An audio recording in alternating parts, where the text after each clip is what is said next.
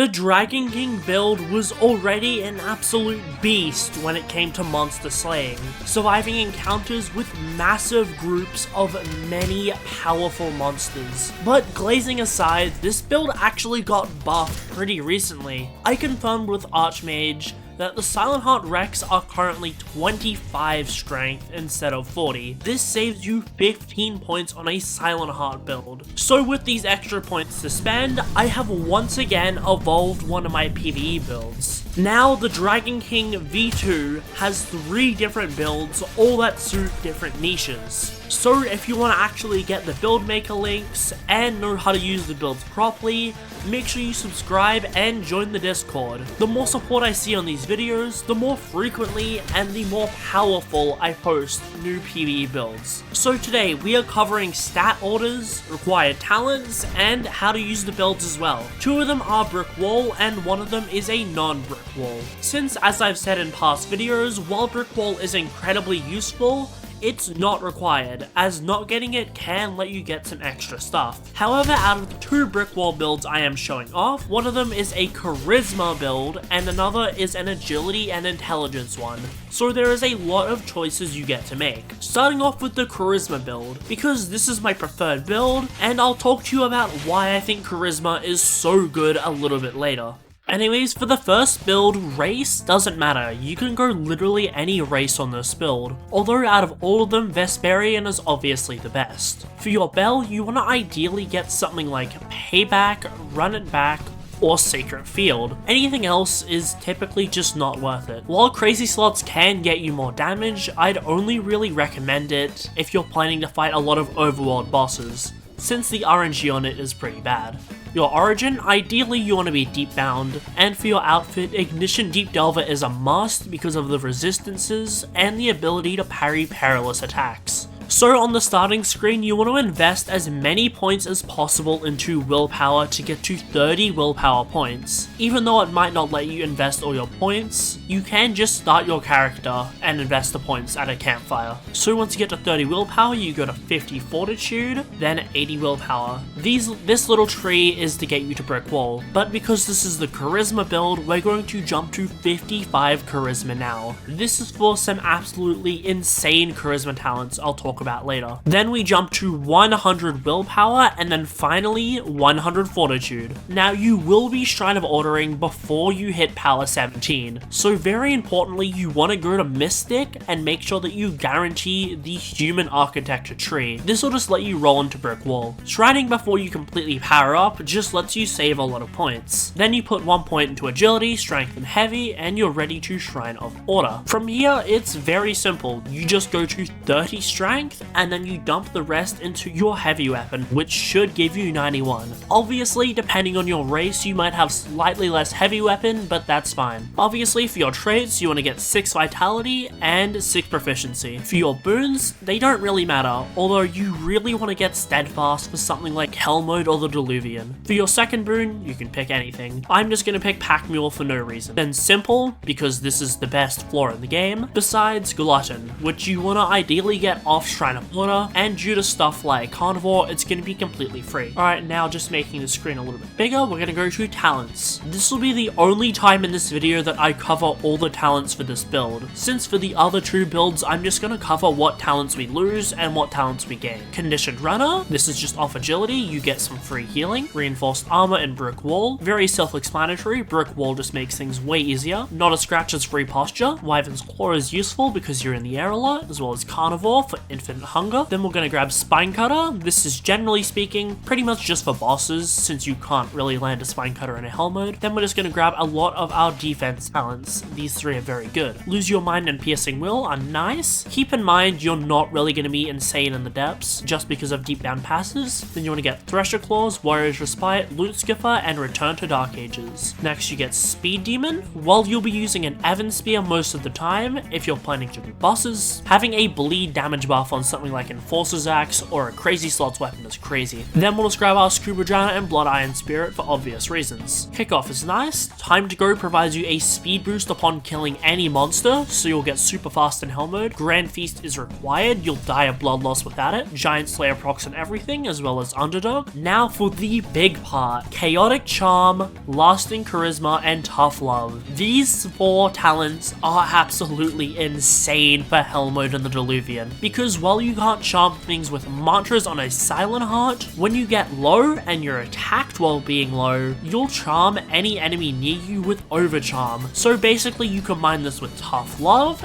and Chaotic Charm, and you're dealing way more damage and taking way less damage to things around you. And because of how much you get attacked in Hell mode, you're proccing this basically 24/7 if you need it. That's personally why I think Charisma is better than a full agility build. Then you get Heavy Hitter, posture damage is just good, Give or Take is good for teams. Charge Return, while not proccing all the time, when it does proc, or if you have a corrupt bell that lights you on fire, is really nice. Then you want to get Uproar, Last Resort, this just makes you being low even better for you since you deal 10% more damage on top of all the charisma stuff. Then Old Habits Die Hard, breathing exercises. Armor Conserver, very nice. Full Reset gives you a second use of your bell, which is very useful in clutch situations. Replenishing Knockout, Ready or Not. Auto Scream is the big one. 25% more damage and 50% more posture damage to enemies is crazy. These two just give you a little bit of armor. Turtle Shell is an absolute must. You've got to remember while proccing this build to equip a shield as soon as you get 50 fortitude, otherwise you cannot roll these cards. Snake Oil is optional but nice. Unfazed is definitely needed. Then you want to get Warrior's Swing for DR. Matador, while not proccing all the time, is sort of good against Enforcer. And then that's all the major required cards of the build. Keep in mind that in Oaths, these Silentheart cards won't appear just because Buildmaker hasn't been updated yet. But I can assure you Archmage has confirmed that you can get Silentheart with 25 strength. You have a max of 76 talents on this build, so there is extra stuff you can get. But I prefer to leave a little bit of wiggle room when it comes to talents on my builds, since I know not everyone likes grinding more knowledge. But coming down to the quest stuff, you want to get every quest talent you can. Make sure you explicitly get Heretic Sutra. While again, it's not required for Hell mode and the Diluvian, if you plan to do anything else, 15% more damage is crazy. And then if you want to min-max the build, you get Pocket Bombs for 5 more HP, and then that caps us off for all the talents. Coming over to weapon, I'll be very brief about this. You're using an Evan Spear for Hell mode and the Diluvian, or you're using an Enforcer's Axe for anything else. For your enchants, there is a total of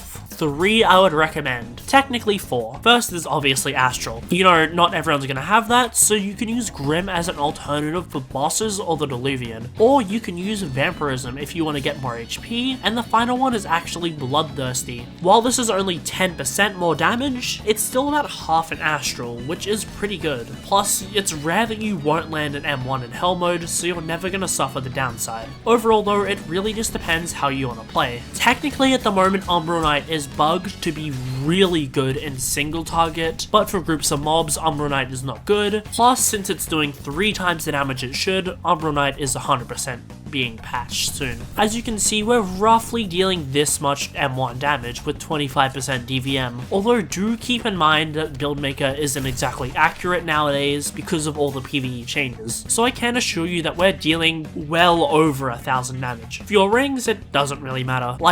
For any build in this video, just wear whatever rings you have, except in Ishians and Ring of Casters. Coming over to the summary, we are getting plus 157 health, which is absolutely crazy, making this build incredibly tanky and just deal so much damage. Optionally for this build, you can use the Allure enchant if you want to proc stuff like Tough Love and Chaotic Charm even easier, but it's not really required at all. Okay, now coming over to version 2.1, this is the agility and intelligence version, and I'm just going to show you how the stats are different, as well as what talents are different. So basically most of what I said in the previous build's advice goes for this build. So you obviously want to start with the same stat order, going 30, 50, 80, but once you get to 80 willpower, you're going to jump to 45 intelligence. A viewer actually pointed out to me that 45 is better than 40 because of the Mastercraft giving you a little bit more HP. Then from there, you simply just go to 100 willpower and then 100 fortitude, and then you'll once again put 1 point of strength, agility, and heavy weapon, and Shrine of Chance for the brick wall talent. Now from here, you'll just Shrine of Order, jump to 30 strength, 25 agility, dump the rest into your heavy weapon, giving you 98, and then that is the completed version of the build. This one does a little bit more damage than the previous one, but it's a little less tanky. I'll talk more about that in a moment. So for talents, we are giving up all the charisma stuff, as well as stuff like Give Take, for the sake of getting Overflowing Dam, which makes you deal a lot more damage, since you'll basically always have max ether, Master Craftsman for 5 more HP, and Nullifying Clarity. While this isn't proccing all the time, getting a chance for 10% more damage on some M1s is crazy good. That being said, the rest of the stuff like weapon previously applies here. But now for the question I'm sure you're going to all ask. What version is better, version 2 or version 2.1? Well, the charisma version is better for soloing stuff or dealing with really difficult encounters, because it's a lot more defensive. This is why I typically use it in a lot of my solo hell mode clears. However, the agility and intelligence version does a lot more single target M1 damage, so it's typically better for dealing with monsters in groups. So basically, the charisma version is for defense, and the intelligence and agility version is for offense. It's really up to how you want to play. Although that being said, both versions have incredible amounts of defense and offense, so it's not like you have to choose one or the other. Okay, but now it's time for the third and final build, Dragon King version 2.2. This version gets rid of Brick Wall, but you gain so many useful talents without it. So if you don't want Brick Wall, then 100% use this. Anyways, you start by getting 30 willpower again, and then jumping to 50 fortitude, then to 80 willpower, but this time you go to 75 charisma. This is going to be incredibly useful later. Then back to 45 intelligence, then you just put the 1 agility, 1 strength, and 1 heavy, and use Shrine of Order with this. From here, you simply go to 30 strength, 35 fortitude, and then 99 heavy weapon, and that caps out the stats for this build. As you can see, we get quite a lot of everything on it. So coming over to the talents, there is quite a lot we need to talk about. So you lose Brick Wall, Not a Scratch, and the full reinforced armor, so that is a little bit of a hit in terms of your defense. However, for all that, you gain Overflowing Dam, you keep Chaotic Charm, but you also gain the full All Live and Vow of Mastery tree, which is super useful for supporting people. However, what I didn't talk about is you gain Unnecessary Theatrics, which basically makes charming enemies even easier. So out of all of the builds I've talked about today, version 2.2 does the most damage and has the most utility. The only trade-off is it's a little less defensive, and you need to generally think about what you're doing a lot more. However, if you don't plan to do hellmode or diluvian, then this build is perfectly fine. It's really up to how you want to play the game and what you like in builds for which build you should choose. But now we're going to go over the final section of this video, which is how to actually play these builds, since it's pretty simple, but very easy to get wrong. If there's multiple monsters around you that you don't think you can kill in one hit, you want to always try and use your Monikati ability. This just gives you a lot of iframes and will usually let you kill or posture break something. Venting does essentially the same thing but with less damage. Since because of Grand Feast you'll always have an absolute ton of tempo, you can easily get out of bad situations. And since Silentheart basically turns this into Ghost, you'll usually get a lot of time to reposition yourself. For any sort of large group of enemies, make sure that you're using Art or Scream, since 25% M1 damage is absolutely insane for killing problem targets. You also want to use Heretic Sutra for any non-depth stuff, because if you don't know, killing something in the depths makes you regain a lot of sanity, so it's not really worth using for hellmode or the diluvian. And finally, if you parry any humanoid like an Enforcer, Broodlord, or Squibbo, you want to try to crit after. This will just make things even easier to kill. And that's it. Yeah, Silentheart's pretty simple to play. If you enjoyed this video at all, found the build useful, or want to see more awesome PvEs from me, make sure to like, subscribe, and join my Discord. Check out some other PvE content, and I'll see you all next time.